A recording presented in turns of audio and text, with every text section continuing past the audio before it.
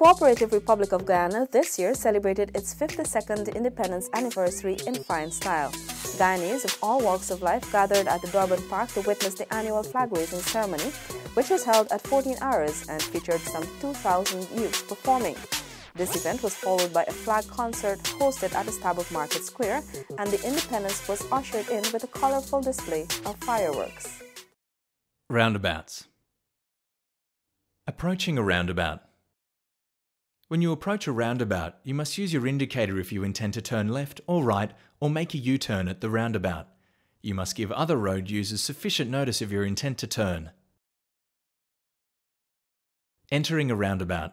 When entering a roundabout, you must slow or stop to give way to any vehicle already in the roundabout. You must also continue to use your indicators if you intend to turn left or right or make a U-turn. Turning left. When turning left, you must indicate left on approach and be travelling in the left-hand lane unless there are road markings with other instructions. Stay in the left lane and exit in the left lane. Turning right. When turning right, you must indicate right on approach and be travelling in the right-hand lane unless there are road markings with other instructions. Making a U-turn. When using a roundabout to make a U-turn, you must approach in the right lane and signal right.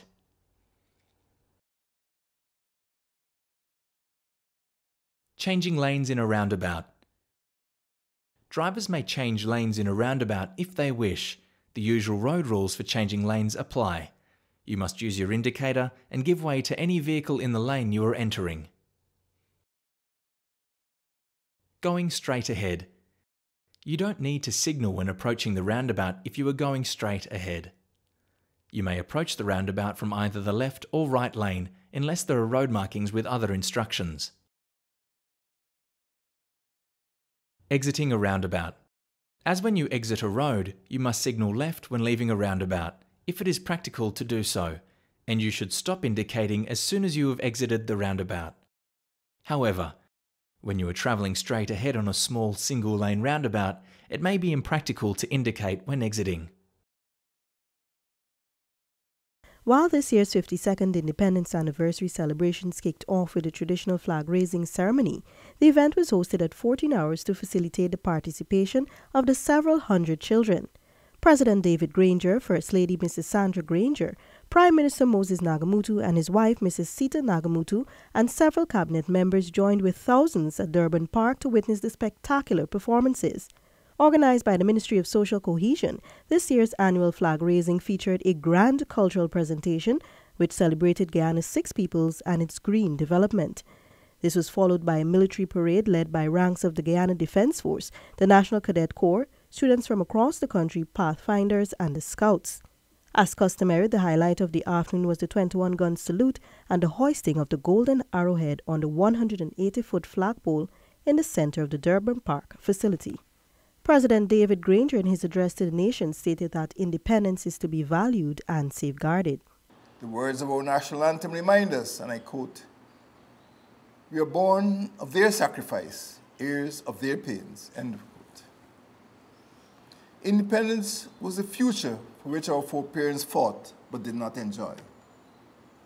Their struggle, inspired by workers' agitation, embraced all social classes and gained political momentum with the introduction of constitutional change and the achievement of universal adult suffrage.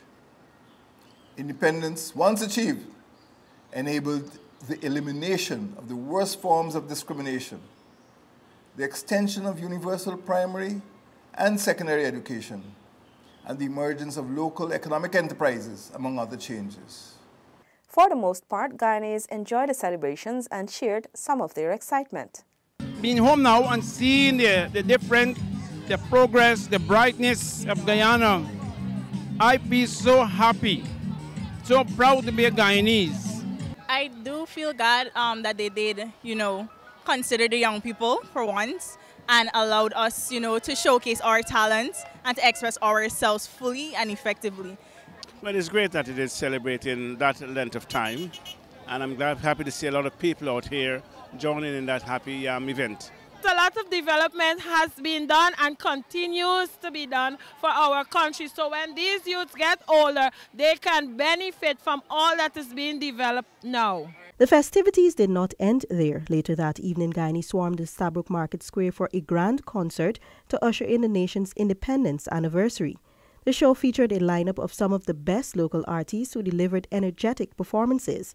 Not even the rain could stop these patriotic Guyanese, many of whom commended the government for putting on such an excellent show. The artists also expressed gratitude to the government for allowing them the opportunity to perform at such an occasion. I don't do this for me, I do this for the people. So this right here makes me realize that our culture lives on. Our culture is still strong. We water down nothing, everything stayed good, everything still strong. I think we have come a far way. We have achieved so much, and I think we got a long way to go, but guess what? We're getting there. I totally appreciate the fact that the government of Guyana, Caribbean Airlines and banks came on board to do something like this, especially for independence. Because we know match time, we have a lot of it. But for independence, I thought it's a brilliant idea. Independence Day was ushered in at midnight with fireworks display by the Guyana Defense Force. As is customary, flag-raising ceremonies were also held in the various administrative regions. Residents of Region 2 Pomeroon Supernam ushered in Independence Day at the Anna Regina Car Park with a cultural program and flag-raising ceremony. Minister within the Ministry of Public Infrastructure, Annette Ferguson, in her address, reflected on the trailblazers who championed the cause for Guyana's independence for many years.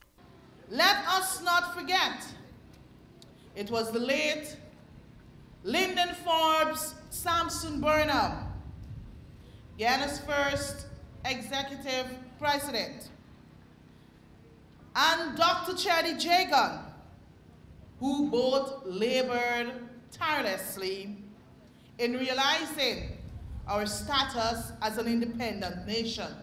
Over at Parika, Minister of State Joseph Harmon assured residents that the area is poised to become a gateway town. He noted that residents can be confident that greater things are to come through the coalition government's continued investments.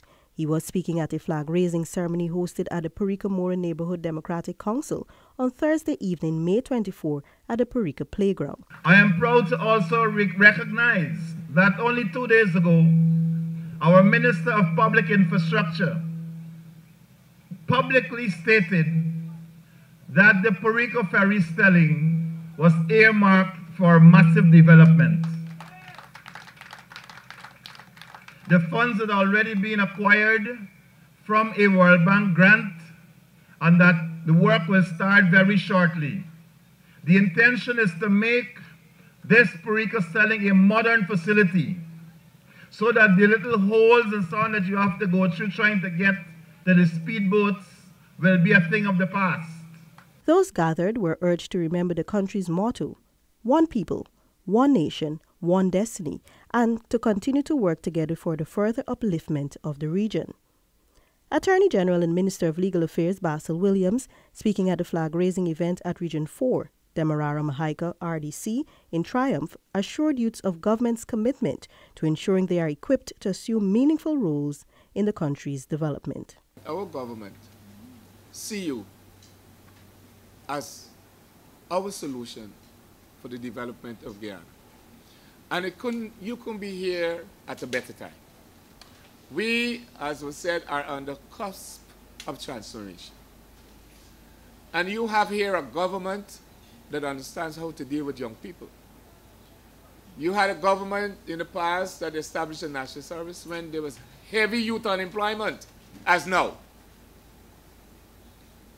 And a lot of us who passed through national service would tell you that nothing was wrong with it. We loved it.